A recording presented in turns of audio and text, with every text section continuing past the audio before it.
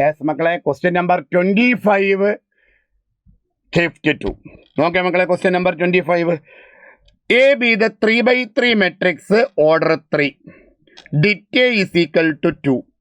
Determinant of adj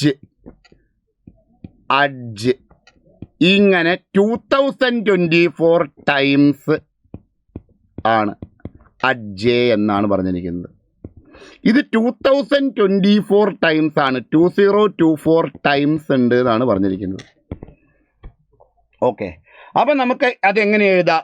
Ditte raise to n-1 whole raise to 2024 നമുക്ക് അതിന് എഴുതാം.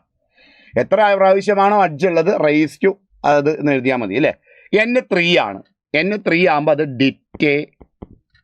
ഡിറ്റേൻ്റെ value 2 ആണ്. അപ്പോൾ 2 റേസ് ടു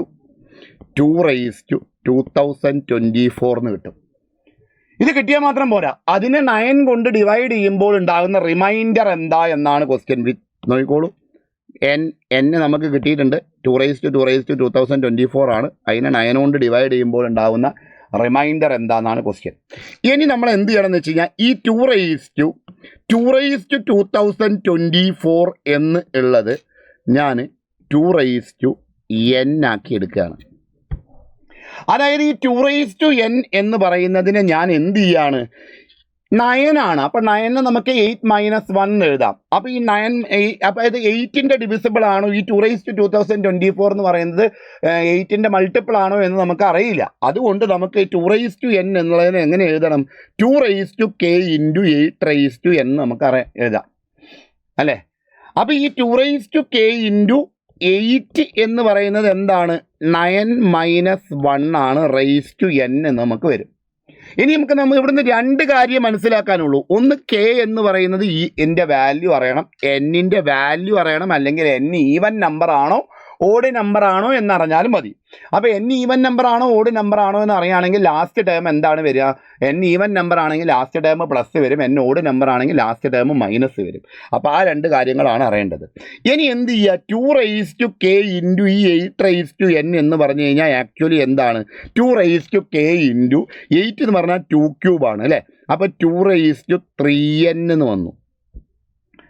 ഓക്കെ, അപ്പം ഇവിടെ എന്താണ്? 2 raise to k into 2 raise to 3n എന്ന് വന്നു. അതായത് 2 റേസ് ടു 2024 എന്ന് പറയുന്നത് എന്താണ്? 3n പ്ലസ് k ആണ്. കാരണം ബേസിസ് 2 ആണ്. അപ്പോൾ 3n പ്ലസ് k ആണ്. അപ്പോൾ ഇനി നമുക്ക് എന്ത് ചെയ്താൽ 2 raise to 2024 is 3n plus k ആണ്. ഇനി നോക്കൂ, 2 റേസ് ടു 2024 എന്ന് പറയുന്നത് 2 എന്ന് പറഞ്ഞാൽ 3 - 1 3 - 1 റേസ് ടു 2024 ആണ് അല്ലേ. അപ്പോൾ അതിൻ്റെ ലാസ്റ്റ് ടേം വരുന്നത് പ്ലസ് ആണ് അല്ലേ. അപ്പോൾ ലാസ്റ്റ് ടേം എന്ന് പറയുമ്പോൾ +1 വരും. ബാക്കി എല്ലാ ടേമും ഡിവിസിബിൾ ആകുമ്പോൾ അപ്പോൾ അതിൻ്റെ റിമൈൻഡർ എന്ന് പറയുന്നത് എന്താണ്? 1 ആണ്. അപ്പോൾ ഇവിടെ റിമൈൻഡർ 1 ആണ്. അപ്പോൾ 2 raise to 2024 3n plus k എന്ന് എഴുതുന്ന സമയത്ത് ഈ k ആണ് എന്ത് അവിടുത്തെ റിമൈൻഡർ. ആ റിമൈൻഡർ ഇവിടെ നമുക്ക് വന്നു, എന്താണെന്ന് വന്നു? 1 വന്നു. അപ്പോൾ നമുക്കറിയാം 2 raise to 2024 is equal to 3n plus 1 ആണ്. അപ്പോൾ ആക്ച്വലി kൻ്റെ വാല്യൂ എന്ന് പറയുന്നത് നമുക്ക് കിട്ടിക്കഴിഞ്ഞു, k ഈസ് ഈക്വൽ ടു 1 ആണ്. അപ്പം 2 റേസ് ടു 2024 എന്ന് പറഞ്ഞാൽ ഇവിടെ ലെഫ്റ്റിൽ ഇതെന്ത് നമ്പറാണ്? ഈവൻ നമ്പറാണ് അല്ലേ. ലെഫ്റ്റിൽ ഈവൻ നമ്പർ ആണ്, റൈറ്റിൽ 3n പ്ലസ് 1 ആണ്. അപ്പോൾ 3n എന്ന് പറയുന്നത് ഓഡ് നമ്പർ ആണെങ്കിൽ മാത്രമേ 3n പ്ലസ് 1 എന്താവുള്ളൂ? ഈവൻ ആവുള്ളൂ. ലെഫ്റ്റിൽ ഈവൻ ആകുമ്പോൾ റൈറ്റിലും ഈവൻ ആവണ്ടേ. അപ്പോൾ 3n എന്ന് പറയുന്നത് ഓഡ് നമ്പർ ആവണം. 3n ഓഡ് നമ്പർ ആവുക എന്ന് പറഞ്ഞു കഴിഞ്ഞാൽ നോക്കൂ മക്കളെ, 3n ഓഡ് നമ്പർ ആവുക എന്ന് പറഞ്ഞു കഴിഞ്ഞാൽ n എന്തായിരിക്കണം? ഓഡ് നമ്പർ ആയിരിക്കണം. n ഈസ് ഓഡ് നമ്പർ ആയിരിക്കണം. അപ്പം നമ്മൾ എന്ത് എഴുതിയിട്ടുണ്ട് അവിടെ?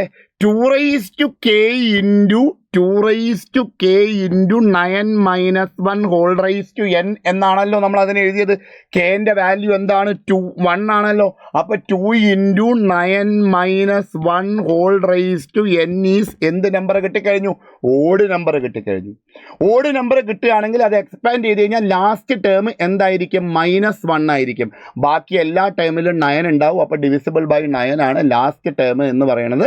-1 ആയിരിക്കും. ഇൻറ്റു 2 എന്ന് പറയുന്ന സമയത്ത് ലാസ്റ്റ് ടേം ഇതിൻ്റെത് എന്തായിരിക്കും കിട്ടുക? -2 ആയിരിക്കും കിട്ടുക. -2 ബൈ 9 കൊണ്ടല്ലേ ഡിവൈഡ് ചെയ്യേണ്ടത്? -2 ബൈ 9. അപ്പം -2 ആണ് റിമൈൻഡർ. -2 എന്ന് പറയുന്നത് എന്താണ്? +7 ആണ്.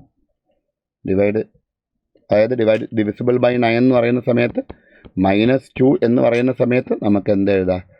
7. -2നോട് 7 ആഡ് ചെയ്താലല്ലേ 9 കിട്ടുക. അപ്പോൾ റിമൈൻഡർ എന്ന് പറയുന്നത് ഇവിടെ എന്തായിട്ട് കിട്ടും? 7 എന്ന് കിട്ടും. ഓക്കെ അല്ലേ മക്കളെ? സെറ്റ് അല്ലേ?